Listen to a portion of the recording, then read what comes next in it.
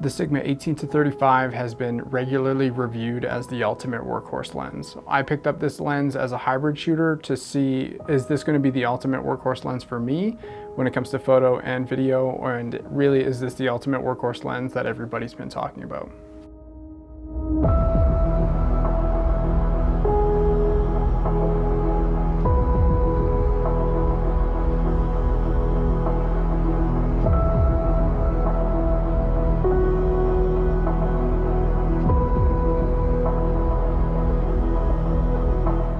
The Sigma 18-35 comes in 3 mount types: Canon EF, Nikon F, and Sigma SA. But this lens can be used on a Sony E-mount series by purchasing the MC11 adapter. Using this lens with the adapter provides a seamless experience, as if it were a lens designed for a Sony camera. Most people don't realize that Sigma lenses for the E-mount series are mainly just lenses for other systems with the MC11 adapter built on the end of it. The 18-35 lens is designed for APS-C cameras, so this really makes it about a 27 to 50mm lens.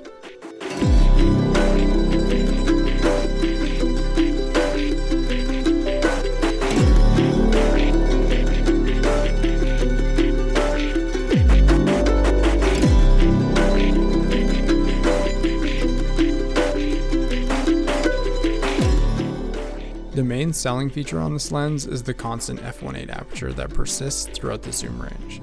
Most other lenses with this focal length have a constant aperture sitting around f4 or f2.8. The image quality on this lens is spectacular. I haven't pixel peeped on this lens and I don't plan to, but I find myself going to edit the images on my computer and being surprised how sharp the images actually are. My personal favorite focal length is actually 30mm on an APS-C camera, making it about a 45 to 50mm equivalent. So I find myself mainly shooting at 35mm with this lens and pulling back when I need to. Pairing the 18-35 with the MC11 makes it feel as if you're using a 70-200 in both size and weight. The 18-35 comes in at 810 grams and the MC11 comes in at 125 grams.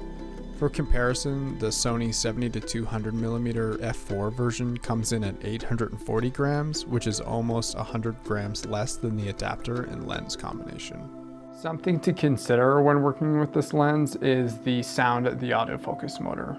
Right now I'm labbed up, but I do have a shotgun microphone on top of my camera to kind of show you what I'm talking about. And I'm going to switch over to that audio now. With the Sigma 18-35, I did find when it has the autofocus motor going and a shotgun microphone on top, the audio is ultimately not usable. There's an audible clicking that you'll hear. It's probably the loudest autofocus motor I think I've personally ever heard. So it's something that you are going to either have to work around in post. I'm not an audio engineer, so I'm definitely not going to be doing that. But you can get around this by obviously using manual focus, or you can try getting around it by using like a spot focus on your camera to see if that kind of stops it from creeping so much. Another drawback is the length of the lens coming off of your camera. If you're planning on using this combo on a gimbal, you might be out of luck for what you're trying to do. To balance this with an A6500, you're really hitting the limits, and when you tilt your screen, you're almost clipping the gimbal itself. I tried to add a cage to my 6500 to add some weight to the camera to offset this, but I reached my gimbal's capabilities when it came to weight. The best lens you can have in your kit is something that gets you excited to go out and shoot. And I found with the Sigma 18-35, it was definitely something I was excited to shoot either photo or video with. So this is ultimately going to be a lens that stays within my kit. There is some drawbacks that I can personally work around, but maybe something that you can't. And if you're going to be using your gimbal, it might be a hardship for you when it comes to the weight, or if you're going to be using your autofocus motor and a shotgun microphone on top, it definitely is going to be a drawback for you. So ultimately, you'll have to be the judge for yourself. But for me personally, I'm going to keep this lens and I'm going to continue to use it for the foreseeable future. But that's it for me. I hope you enjoyed the lens review. If you do end up picking up this lens, please comment down below and let me know your thoughts and experiences with it. I would love to see what you guys think. But otherwise, take it easy.